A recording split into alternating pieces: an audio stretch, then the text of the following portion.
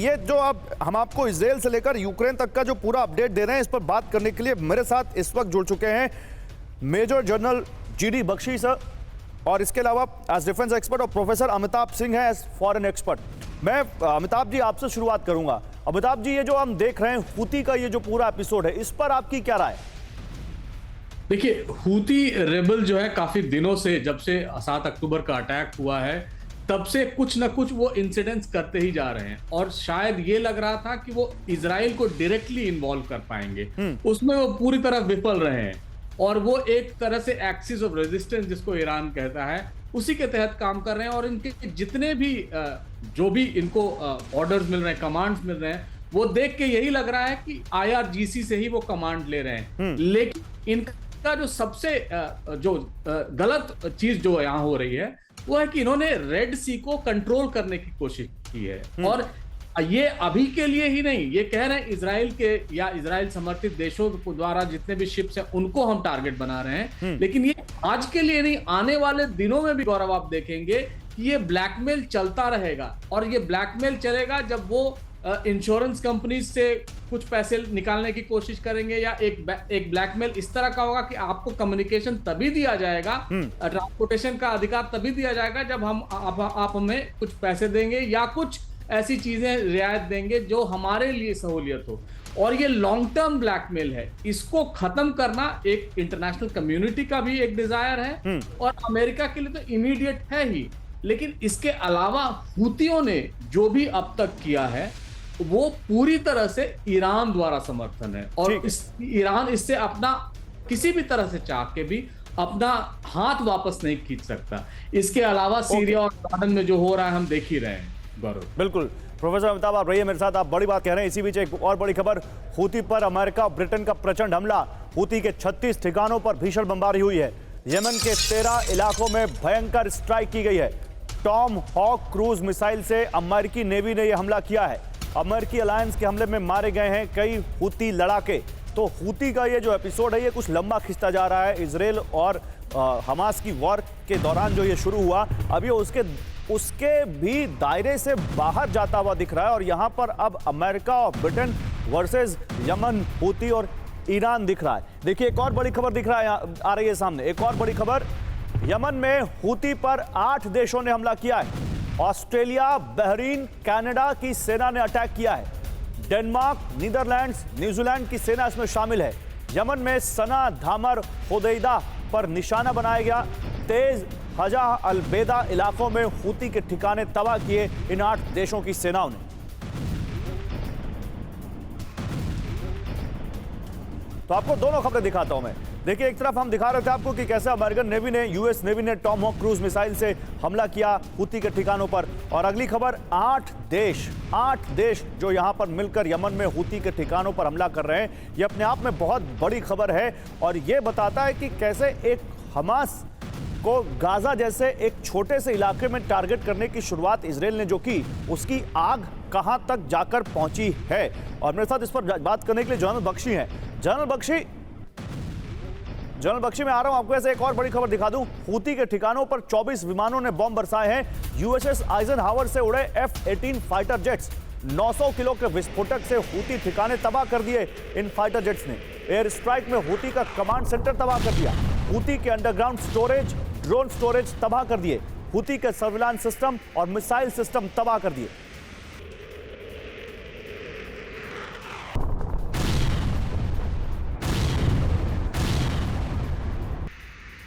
तो हूती की तबाही क्या अमेरिका का मिशन बन चुका है? लगता कुछ ऐसा ही है। आइए आपको इससे जुड़े कुछ एक ग्राफिकल रिपोर्ट दिखाता हूं। अमेरिका के साथ 8 देशों ने हूती पर हमला किया।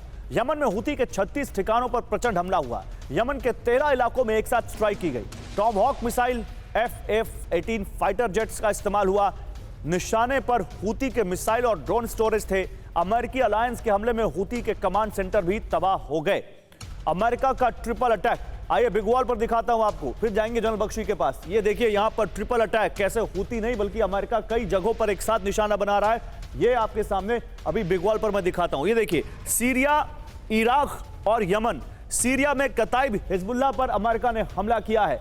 इसके अलावा इराक में IRGC जो इराक की वहां पर ईरान की सेना के IRGC समर्थित गुट पर हमला किया है। और इसके अलावा यमन हूती के ठिकानों पर हमला यमन में किया है अमेरिका ने। पिछले 24 घंटे में यमन, सीरिया और इराक में हमला हुआ है। पिछले 24 घंटे में 136 ठिकानों पर बमबारी की गई है। 136। जनरल बख्शी, आपसे बड़ा मिलिट्री स्ट्रैटेजिस्ट फिलहाल इस पैनल में कोई नहीं है। ये क्या हो रहा है सर? और ये केवल इजराइल और गाजा तक तो सीमित है नहीं, ये कहां तक जारी लड़ाई? देखिए, अमेरिका की बहुत चाहत थी कि किसी तरह से वो इसको एस्केलेट होने से रोके, क्योंकि अगर ये मिडिल ईस्ट में एस्केलेशन बढ़ती है, अगर ईरान डायरेक्टली इन्वॉल्व हो जाता है, तो यूक्रेन, मिडिल ईस्ट दोनों फ्रंट में अमेरिका बुरी तरह से बॉग डाउन हो जाएगा। उसे बड़ी फिक्र है कि चीन इसका पूर्ण रूपेण फायदा उठाकर ताइवान पे हमला कर देगा। वहाँ नॉर्थ कोरिया भी कुछ छेड़खानी कर सकता है, लेकिन अमेरिका की चाहत के बावजूद ये अब एस्केलेट हो गया है। हूती ने एक ऐसा टारगेट सिस्टम चुना है रेड सी में जो दुनिया की इकोनॉमी को थ्रेटन करता है, तेल की कीमतों को उछाल दे रहा है। ना सिर्फ तेल, बाकी कंटेनर्स जो भी जा रहे हैं उनकी जो इंश्योरेंस के कॉस्ट बढ़ रहे हैं, उनका टाइम ट्रैवल 10 से 15 दिन बढ़ा जा रहा है और शिपिंग कॉस्ट बढ़ रहे हैं। तो दुनिया की इकोनॉमी को खतरा है, ये जो है ये सहन नहीं किया जा सकता।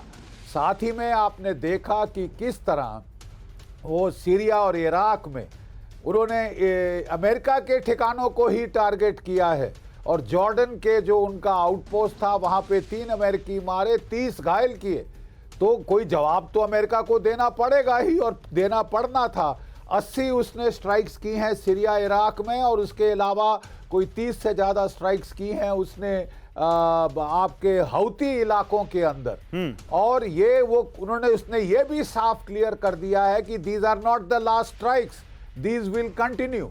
लेकिन आप नोट करेंगे कि अभी तक अमेरिका ने ईरान को डायरेक्टली टारगेट नहीं किया है जी। ईरान के प्रॉक्सीज, एक्सेस ऑफ रेजिस्टेंस के जो सीरिया में है, इराक में है, हाउतीज हैं, उन्हीं को टारगेट किया जा रहा है। 3H को टारगेट किया जा रहा है।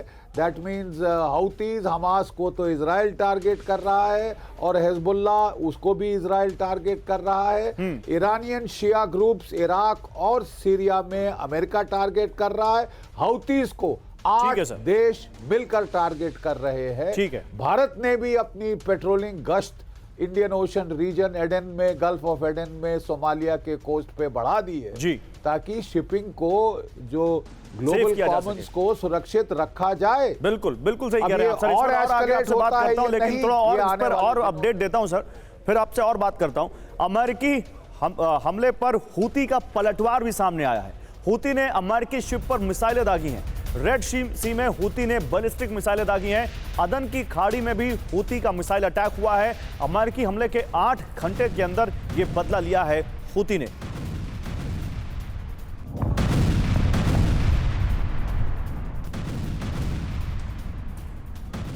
और रेड सी में हूती ने एंटी शिप मिसाइलें दागी। क्रूज मिसाइल से हूती का बड़ा हमला। अमेरिका ने मार गिराई हूती की 6 मिसाइलें। अमेरिकी नौसेना का हूती के हमले पर दावा। F-18 विमान से मार गिराई मिसाइलें।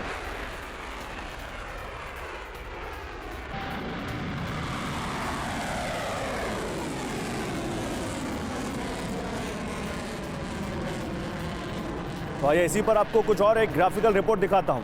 अमेरिकी हमले का हूती ने बदला लिया। अमेरिकी अलायंस के हमले के 8 घंटे के अंदर हूती ने पलटवार किया। रेड सी और अदन की खाड़ी में हूती ने मिसाइलें दागी। हूती ने बैलिस्टिक और एंटी शिप क्रूज मिसाइलें दागी। अमेरिकी और ब्रिटिश शिप हूती के निशाने पर थे। अमेरिकी नौसेना का दावा, हूती की मिसाइलें इंटरसेप्ट की और उसके बाद कुछ इस तरह से बदला लिया। लेकिन हूती ने फिर शुरू की है बड़े युद्ध की तैयारी। इस वक्त की बड़ी खबर, हूती ने एक बड़े युद्ध की तैयारी शुरू की है। ग्राउंड ऑपरेशन की तैयारी कर रहा है हूती। सोचिए, एक संगठन जो कि बताया जाता है जो कुछ लड़ाकों का संगठन है जिसको ईरान जैसा देश समर्थन दे रहा है, वो अब ग्राउंड ऑपरेशन की तैयारी कर रहा है। यमन में हूती लड़ाकों की कॉम्बैट ट्रेनिंग चल रही है।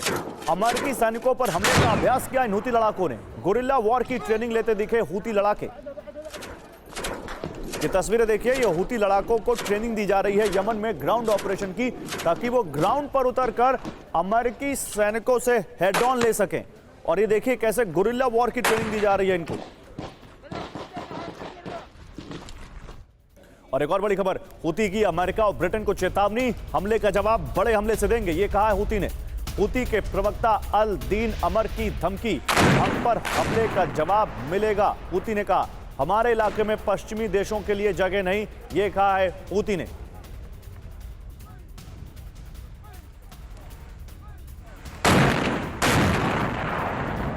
और 3 संगठनों के टारगेट पर अमेरिकी बेस, हिटलिस्ट में सीरिया का अमेरिकी बेस। सीरिया में अमेरिकी बेस पर हो सकता है बड़ा हमला। रेड सी में भी अमेरिकी शिप मुख्य लक्ष्य है।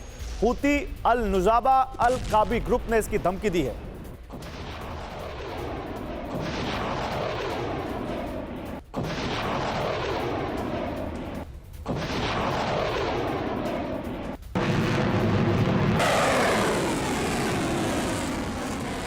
तो ये 2 खबरें आपको दिखाते हैं जो अभी हमने आपको दिखाई, दोनों एक साथ दिखाते हैं कैसे 3 संगठनों के टारगेट पर है अमेरिकी बेस।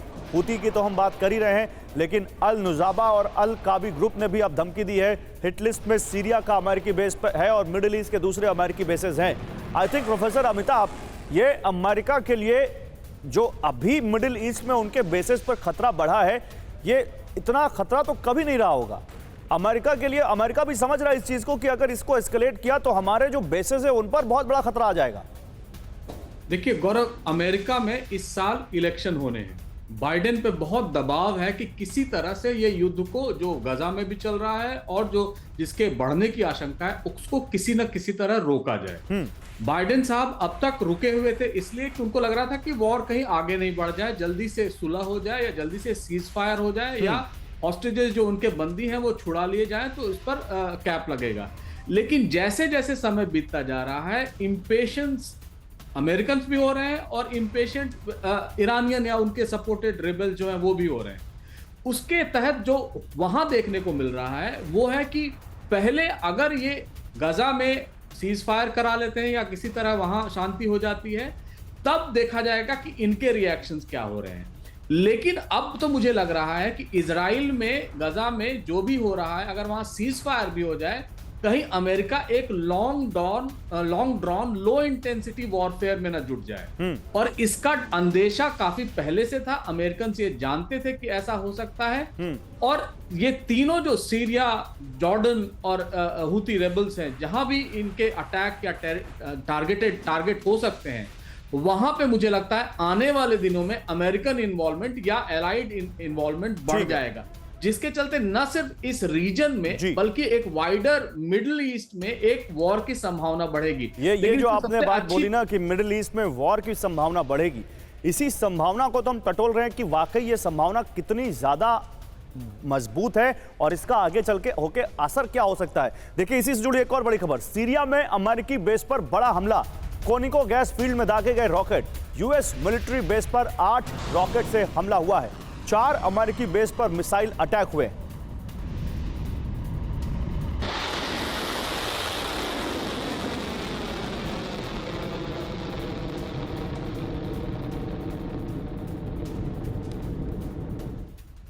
और इराक में भी अमेरिकी बेस पर हमला हुआ है, अल हरीर एयर बेस पर ड्रोन अटैक हुआ है। 12 घंटे में 3 बार हमले की कोशिश की गई है, सभी सुसाइड ड्रोन्स मार गिराने का दावा। सीरिया में भी अमेरिकी बेस पर drone attack.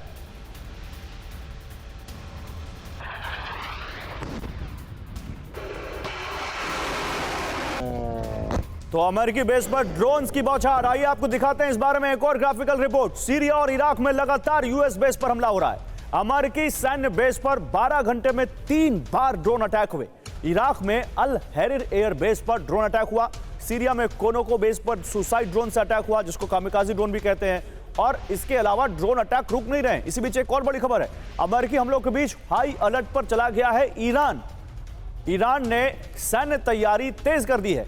Ready to attack जो है उसने यहां पर अब मिडिल ईस्ट को लेकर जो यूरोप में जो टेंशन बढ़ी है उसमें ईरान भी रेडी टू अटैक जो अपनी यूनिट है उसको तैयार कर रहा है। इसी बीच मिडिल ईस्ट को लेकर यूरोपीय यूनियन में टेंशन हो गई है। मिडिल ईस्ट बन चुका है बॉयलर, यह कह रहा है यूरोपीय यूनियन, कभी भी फट सकता है बॉयलर।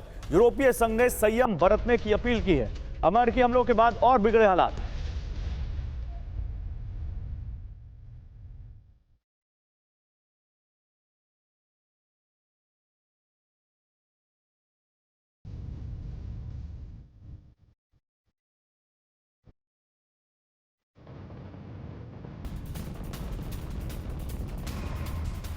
तो मिडिल ईस्ट बन चुका है बॉयलर, यह कह रहा है यूरोपियन यूनियन। मध्य पूर्व के हालात हो चुके हैं गंभीर, यह कह रहा है यूरोपियन यूनियन। कंट्रोल से बाहर जा सकता है मिडिल ईस्ट। अमेरिकी हमलों के बाद और हालात बिगड़ गए हैं। यूरोपियन यूनियन के विदेश नीति प्रमुख जोसेफ बोरेल ने चिंता जताई है। सभी पक्षों को संयम बरतना चाहिए, यह जोसेफ बोरेल ने कहा है। ब्रसेल्स में यूरोपीय संघ के विदेश मंत्रियों की आपात बैठक बुलाई गई। तो मिडिल ईस्ट बन चुका है बॉयलर, ये जो यूरोपियन यूनियन कह रहा है। इसी से जुड़ी एक और बड़ी खबर है, वो दिखा देता हूं, फिर अपने एक्सपर्ट के पास जाऊंगा। अमेरिकी हमलों के बीच हाई अलर्ट पर है ईरान। ईरान ने सैन्य तैयारी तेज कर दी है। रेडी टू अटैक मोड पर है ईरानी एयरफोर्स। इराक सीमा पर बैलिस्टिक मिसाइल तैनात कर दी गई है। किसी भी हमले के लिए तैयार हैं रिवॉल्यूशनरी गार्ड। तो ईरान अलर्ट पर है, हाई अलर्ट पर है, और किसी भी अटैक के लिए ईरान के गार्ड्स तैयार हैं। जनरल बख्शी, ये जो हो रहा है, एक तरफ तो यूरोपियन यूनियन कह रहा है कि बॉयलर की तरह एकदम गर्म हो चुका है मिडिल ईस्ट, और इधर ईरान हाई अलर्ट पर है। इन दोनों को कैसे डिकोड करते हैं आप? देखिए, मेरा अंदाज यह है कि रूस और चीन दोनों चाहेंगे कि अमेरिका मिडिल ईस्ट की दलदल में अच्छे से फंसे। ये उनको हेल्प करेगा, उनकी जो लड़ाई यूक्रेन में है रूस की, और चीन जो ताइवान पे कुछ कार्रवाई करने की सोच में, फिराक में है, दोनों को सहूलियत होगी। तो वो लोग अपनी तरफ से पूरा उकसाने की कोशिश करेंगे ईरान को, उसके जो प्रॉक्सीज हैं, कि वो एस्केलेट करें। नाउ आप अमेरिका की दुविधा समझिए। आप $2000 के ड्रोन को गिराने के लिए कब तक $2 मिलियन के surface to air missiles fire करते रहेंगे? आपको आक्रामक एक्शन करना ही होगा, और वो मजबूरन अमेरिका को करना पड़ा है despite the threat of escalation. अब वो साहब चक्कर वो स्टेप बाय स्टेप ये एस्केलेटरी लैडर शुरू हो गई है, मिडिल ईस्ट में बढ़ते जा रही है। याद रहे कि हौतीस को कई सालों तक सऊदी अरेबिया की एयरफोर्स ने अमेरिकी F-15, F-16 जेट से बमबारी की थी, लेकिन उनको ज़्यादा वो दबा नहीं पाए, बिल्कुल नहीं दबा पाए। एक्चुअली वो सारी बॉम्बिंग बेकार रही। अब देखना है कि अमेरिका, ब्रिटेन और अब तो 8 और देश वो भी इस बॉम्बिंग में शामिल हो रहे हैं। ये कहाँ तक सक्सेसफुल होगी? मेरे अंदाज से तो साहब ये जितना भी जोर लगा लें, इक्के दुक्के अटैक्स नहीं रोक सकते, वो चलते रहेंगे। तो आपको रक्षात्मक और ऑफेंसिव कार्रवाइयां दोनों करनी पड़ेंगी, और ओवरऑल अमेरिका को एक बड़ा कंसर्टेड एफर्ट डालना पड़ेगा कि भैया गाजा का युद्ध रोकें, ताकि देखें ये लोग रुकते हैं कि नहीं। अगर रुक जाते हैं तो कोई उम्मीद है, नहीं तो यहाँ एस्केलेशन होकर रहेगी। एस्केलेशन होकर रहेगा। That is very serious comment जो आप कर रहे हैं सर, और ये बहुत हम सब की जिंदगी पर कुछ ना कुछ असर जरूर डालेगा। देखिए, इसी से जुड़ी एक हम आगे बढ़ते हैं, क्योंकि युद्ध की हम बात कर रहे हैं। युद्ध जिस गाजा और इजराइल के युद्ध का जिक्र जनरल बख्शी कर रहे थे, उसी से जुड़ी बड़ी खबर है। लेबनान पर इजराइल ने हमले तेज कर दिए हैं। लेबनान में इजरायली सेना की भयंकर बमबारी, आईडीएफ की बमबारी में हिजबुल्लाह के ठिकाने तबाह हो गए। हिजबुल्लाह के 40 ठिकाने तबाह करने का दावा। अब तक 200 हिजबुल्लाह लड़ाकों की मौत का दावा किया है इजराइल ने। और हिजबुल्लाह लड़ाकों पर इजराइल का कहर टूट रहा है। दक्षिण लेबनान में टैंक से बरसाए गोले, हिजबुल्लाह के लॉन्च सेंटर तबाह कर दिए। सीरिया के हेजबोलॉक में आईडीएफ का विध्वंसक एक्शन हुआ दिखा है। इस्लामिक रेजिस्टेंस पर ताबड़तोड़ हमला किया है इजराइल ने। तो दोनों खबरें जो इजराइल के हमले से जुड़ी हुई हैं आपको दिखाते हैं एक साथ। एक तरफ हिजबुल्लाह के ठिकानों पर अटैक, भयंकर बमबारी, कई ठिकाने हिजबुल्लाह के तबाह हो गए। दूसरी तरफ इस्लामिक रेजिस्टेंस पर भी ताबड़तोड़ हमला कर रहा है इजराइल, और लगातार उनकी कमर तोड़ रहा है। हिजबुल्लाह पर इजराइल का कहर थम नहीं रहा है। हिजबुल्लाह लड़ाकों पर पिन पॉइंट अटैक, यह भी सामने आ रहा है। रॉकेट अटैक में कई लड़ाके ढेर हुए हैं। आत्मघाती ड्रोन लॉन्च करते वक्त इजरायली हमला हुआ। आईडीएफ ठिकानों पर ड्रोन अटैक की कोशिश कर रहे थे। विस्फोटक धमाके में हिजबुल्लाह को भारी नुकसान पहुंचा है। और एक और बड़ी खबर है, देखिए हिजबुल्लाह ने इजरायल पर मिसाइल अटैक किया। उत्तरी इजरायल में आईडीएफ ठिकानों को टारगेट किया। अल कोबरा हिल्स पर हिजबुल्लाह का हमला। यारोन में इजरायली सैनिकों को डायरेक्ट अटैक। हमलों में आईडीएफ को भारी नुकसान का दावा किया गया।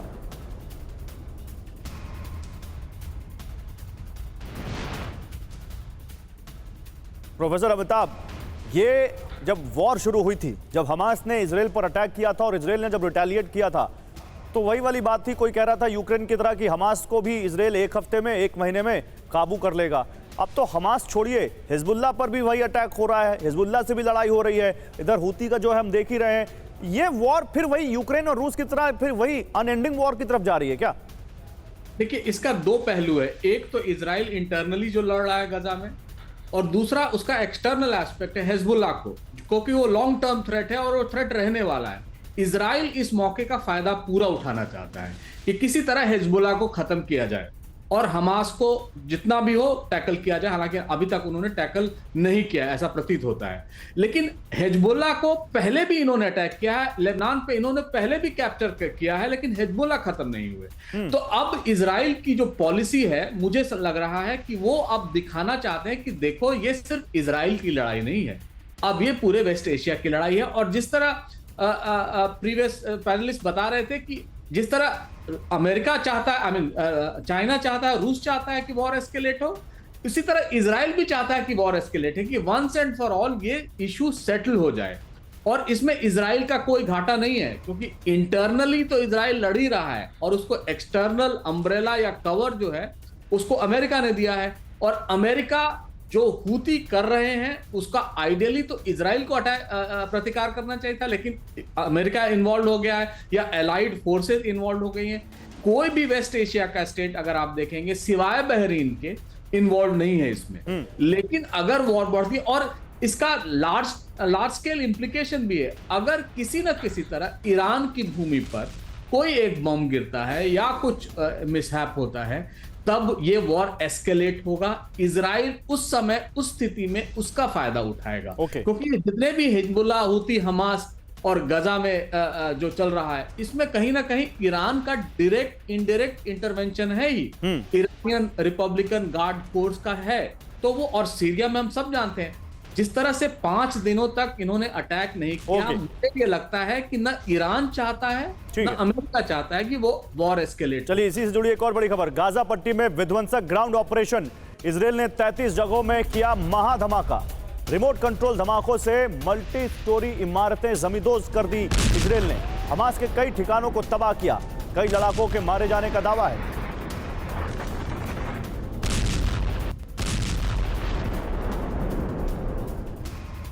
दक्षिण गाजा में इजरायल की बम वर्षा। राफा में रेफ्यूजी कैंप को टारगेट किया है इजरायल ने। खान यूनिस में बमबारी से 15 लोगों की मौत हो गई। भारी आर्टिलरी अटैक में कई हमास लड़ाकों की मौत हो गई है। किंडरगार्टन में बम गिरने से 2 बच्चों की मौत हो गई। और गाजा में नए सैनिकों की तैनाती कर रहा है इजरायल। जंग में आईडीएफ की नई ब्रिगेड की एंट्री हो गई है। रिजर्विस्ट को जंग से हटा रहा है इजरायल। गाजा से आईडीएफ की 5वीं ब्रिगेड को वापस लिया। 5वीं ब्रिगेड ने अल शती कैंप में किया बड़ा ऑपरेशन। तो एक ग्राफिकल रिपोर्ट इसी से जुड़ी हुई। आईडीएफ का नया प्लान, ग्राउंड ऑपरेशन में नए योद्धा। देखिए, नए सैनिकों की तैनाती पर इजरायल का जोर है। आईडीएफ की 5वीं ब्रिगेड की जगह नई ब्रिगेड की एंट्री हुई है। गाजा में सैनिकों की तादाद अब कम कर रहा है आईडीएफ। गाजा से लेबनान बॉर्डर भेजे जा रहे हैं सैनिक। जंग से रिजर्विस्ट फोर्स को वापस भेजा जा रहा है। मूल काम पर जाकर इजरायली अर्थव्यवस्था मजबूत करेंगे रिजर्विस्ट, ये कहा जा रहा है। तो जो रिजर्व सैनिक थे जिनको यहां पर लेकर आया गया था, अब उनको वापस लिया जा रहा है, पीछे लिया जा रहा है। इसी बीच एक और बड़ी खबर, गाजा में फिर लौट रहा है हमास। आईडीएफ के हटने से लौट रहे हैं हमास लड़ाके। पुरानी पोजीशन पर हमास अपने बेस बना रहा है। आईडीएफ की खाली की जगहों पर हमास लड़ाके तैनात कर दिए गए। सरकारी दफ्तर, अस्पतालों के पास तैनाती बढ़ गई है हमास की। और गाजा में जिंदा हो रहा है हमास। गाजा के कई इलाकों से हटी है आईडीएफ और उसके बाद हमास उन जगहों पर जा रहा है। खाली जगहों पर हमास कब्जा जमा रहा है। पुरानी पोजीशन पर हमास बेस बना रहा है। सरकारी दफ्तरों अस्पतालों के पास सादे कपड़ों में तैनाती है। सिविल सेवा कर्मियों का हमास ने वेतन देना शुरू किया है। हमास के लौटने वाली जगहों पर आईडीएफ के नए हमले हो रहे हैं। गाजा के पश्चिमी और उत्तर पश्चिमी इलाकों में हमले, ये एपी के हवाले से हम आपको खबर दे रहे हैं। जनरल बख्शी, इसी पर सवाल, ये तो रक्त बीज जैसा है, जितने मारोगे उतने ज्यादा पैदा होते जाएंगे। परमानेंट सोल्यूशन है इजराइल के पास हमास का कोई? देखिए, मैं हमेशा कहता हूं, it is very easy to start wars, very difficult to end them. यानी लड़ाई शुरू करना तो साहब बड़ा आसान होता है, खत्म करने में आफत हो जाती है। ये हमने वियतनाम में देखा था, अब इस बार फिर अमेरिका ने यूक्रेन में युद्ध छिड़वाया। इतना उकसाया रूस को कि जब तक रूस ने हमला नहीं किया युद्ध छिड़वा दिया। अब वो खत्म होने का नाम नहीं ले रहा, तीसरा साल चल रहा है साहब। अब अगर कोई उम्मीद करता है कि यहाँ लड़ाई खत्म हो जाएगी, टेम्परेरी पॉजेज होंगे, लेकिन देखिए जो इजराइल की जो पॉपुलेशन डेमोग्राफिक्स हैं, वो जो ऑर्थोडॉक्स ज्यूज हैं वो बढ़ रहे हैं। वो 32% इजराइल का होने वाले हैं 12% से। वो बिल्कुल शांति नहीं चाहते, तो वो नहीं होगा। और इजराइल की स्ट्रैटेजी रही है कि वो दुश्मन को एक एक करके मारता है, एक एक पे कंसंट्रेट करता है। अभी उसने हमास पे कंसंट्रेट किया। अभी मुझे हैरानी नहीं होगी कि अगर वो शिफ्ट कर ले हिजबुल्लाह की तरफ और उनको भी बोले जब बहती गंगा में वहां भी हाथ धो लिया जाए युद्ध की, ठीक है, क्योंकि अभी उसने मोबिलाइज किए हुए हैं लड़ाके। प्रॉब्लम यह है कि साहब, और बेंजामिन नेतन्याहू साहब को फायदा होगा, इसका जरूर होगा, क्योंकि उनके खिलाफ काफी वो जो हो रही थी सुप्रीम कोर्ट को लेकर, उनको फायदा मिल जाएगा। वहां पे धरपटक हो रही थी, वो भी उनको फायदा मिल जाएगा। लेकिन द काउंटर पॉइंट इज कि अमेरिका के अब जो है पसीने छूट रहे हैं। वो नहीं चाहता कि ये युद्ध कंटिन्यू हो, कि आग जलती रहे मिडिल ईस्ट में। वो 2 स्टेट सोल्यूशन लाना चाहता है ना। क्या वो इजराइल पे इतना जोर डाल पाएगा? ये बड़ी बात है, इजराइल पर बड़ा जोर डाल पाएंगे और इजराइल मानेगा उस बात पे सुहागा। ये भी एक सवाल है सर। मेरे पास समय कम है, कुछ और बड़ी खबरें दिखानी है, मैं आता हूं आपके पास। देखिए एक बड़ी खबर रूस और यूक्रेन वॉर से। क्रेमिना में आमने सामने की जंग चल रही है। यूक्रेनी सैनिक ने रूसी बंकर पर हमला किया है। बेहद नजदीक से रूसी सैनिकों पर निशाना बनाया है। रूसी सैनिकों को गोरिल्ला वॉर में खुद यूक्रेनी सैनिक भी घायल हो गया। एक और बड़ी खबर, रूस के बेलगोरोद पर यूक्रेन ने फिर हमला किया है। तेल रिफाइनरी पर ड्रोन से हमला किया यूक्रेन ने। हमले से ऑयल रिफाइनरी में भीषण आग लग गई। यूक्रेनी हमले में भी नुकसान का दावा है और रूसी ब्लैक सी फ्लीट को भारी नुकसान। ब्लैक सी फ्लीट का 20% हिस्सा तबाह किया, यह यूक्रेन का दावा है। यूक्रेन का दावा, ब्लैक सी फ्लीट के 13 शिप तबाह। रूसी ब्लैक सी फ्लीट के हेडक्वार्टर बिल्डिंग को भी निशाना बनाया। तो ब्लैक सी में रूस को झटका। क्या कह रहा है यूक्रेन, आपको बताते हैं। ब्लैक सी में देखिए, ब्लैक सी फ्लीट को भारी नुकसान पहुंचाने का यूक्रेन ने दावा किया। ब्लैक सी फ्लीट के 20% हिस्से को हमने नुकसान पहुंचाया, यह यूक्रेन कह रहा है। ब्लैक सी फ्लीट के 13 वॉरशिप तबाह किए। ब्लैक सी फ्लीट के बंदरगाह को तबाह किया। ब्लैक सी फ्लीट के हेडक्वार्टर को तबाह किया। क्रीमिया के तटीय इलाके में रूसी कवच कमजोर किया। यह यूक्रेनी मीडिया के हवाले से यूक्रेन की सेना ने दावा किया है। लेकिन रूस का यूक्रेन पर बड़ा आरोप, यह भी देखिए आप, रूस ने यूक्रेन पर बड़ा आरोप लगाया है। लुहांस्क में यूक्रेन की रिहायशी इलाके पर शेलिंग किया है, यह कहा है रूस ने यूक्रेन को। अब अमिताभ जी, रूस यूक्रेन वॉर का रेफरेंस लगातार आ रहा था हमारी चर्चा में। ये कहां तक ये मतलब वही वाली बात है ना जो जनरल बख्शी कह रहे हैं कि वॉर शुरू करनी बहुत आसान थी और उसका परफेक्ट एग्जांपल है रूस और यूक्रेन की वॉर। किस लेवल पर, कैसे, कहां खत्म, किसी को कुछ नहीं पता चल रहा। किसको क्या हासिल हुआ ये कुछ पता नहीं चल रहा। नहीं, बिल्कुल जनरल बख्शी बिल्कुल सही कह रहे थे। और मैं ये बताऊं गौरव, जो जिस तरह से अभी सिचुएशन है, क्योंकि ग्राउंड वॉरफेयर इस समय ठंड के मौसम में जब बर्फबारी हो रही है उस समय नहीं हो सकता है। और हमने देखा भी है जो काउंटर ऑफेंसिव पिछले साल शुरू हुआ था गर्मियों में, उसका कोई उनको बहुत फायदा नहीं मिला। लेकिन इस बीच जितने भी आर्मामेंट्स, खासकर मिसाइल्स, ड्रोन्स, ऐसी चीजें जो यूक्रेन को मिली हैं, उनका वो पूरा फायदा इस विंटर्स में उठा रहा है। और वो इस समय टारगेट उनके मिलिट्री पोजीशंस को नहीं बल्कि नेवल पोजीशंस को दे रहा है। और जिस तरह से पहला ऑपरेशन, एक डेयरिंग ऑपरेशन, आपको याद होगा, आपने कवर भी किया था, मॉस्को को डुबो कर किया था, वो पहला एक कहे कि एक कू था यूक्रेन द्वारा, जो उन्होंने उनकी फ्लैगशिप ब्लैक सी फ्लीट का उनको डुबोया था। और उसके बाद लगातार ये पूरे ठंड के मौसम में जितने भी ब्लैक सी फ्लीट हैं और या ब्लैक सी नेवल प्रेजेंस है उसको तबाह करने की कोशिश कर रहा है। और इसमें काफी हद तक यूक्रेन सक्सेसफुल भी रहा है। गौरव, ठीक है, बहुत शुक्रिया प्रोफेसर अमिताभ आपका, बहुत शुक्रिया प्रोफेसर जनरल बख्शी आपका भी हमारे साथ जुड़ने के लिए। लेकिन जल्दी से आपको 2-3 खबरें और दिखाते हैं इससे पहले कि हम यहां पर एक ब्रेक लें। रूस के खिलाफ यूक्रेन का ड्रोन वॉर, 10 लाख नए ड्रोन बना रहा है यूक्रेन। बारूद की कमी की वजह से छोटे ड्रोन पर फोकस किया है। 62 तरह के ड्रोन बना रहा है यूक्रेन, 62 टाइप। छोटी यूनिटों में हो रहा ड्रोन प्रोडक्शन और यूक्रेन के आर्मी ड्रोन इस्तेमाल कर रहे हैं, ऐसा यहां पर आप देख सकते हैं। यूक्रेन के क्रेमेन में रूस का विध्वंसक हमला, रूस की एयरबोर्न फोर्स ने दिखाया दम। BMD और T-72 B3 टैंक से हमला किया, यूक्रेनी पोजीशन को किया कबाड़। काउंटर ऑफेंसिव से पहले रूस की एक और तैयारी, रूसी सैनिकों को जबरदस्त ट्रेनिंग दी जा रही है। स्पेशल मिलिट्री ऑपरेशन के लिए रूसी सैनिकों को ट्रेनिंग दी जा रही है। एयरबोर्न फोर्स बहा रही है पसीना।